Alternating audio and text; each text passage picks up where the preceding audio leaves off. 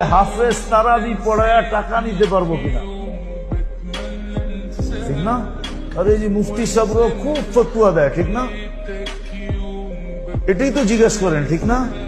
কিন্তু আজ পর্যন্ত কোন মুফতি সাহেবকে কেউ জিজ্ঞেস করছে, কোন মুসল্লি, যে আমি যে হাফেজের পিছনে তারাবি পড়ি, ও যে আমাকে কোরআন শুনায়, আমি যে ওর কোরআন শুনি, আমি ওকে টাকা দিতে পারবো কিনা এটা জানান, ও নিতে পারবো কিনা ওটা গুলি মারেন, আমি দিতে পারবো কিনা এটা বলেন।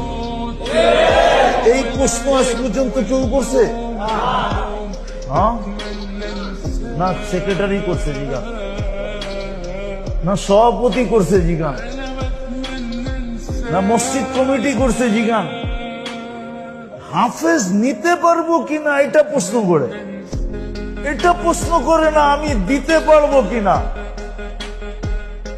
হাফেজ নিতে পারবো কিনা এটা প্রশ্ন করে, এটা প্রমাণ করে ওর ভিতরে কোরআনের আজমত নাই,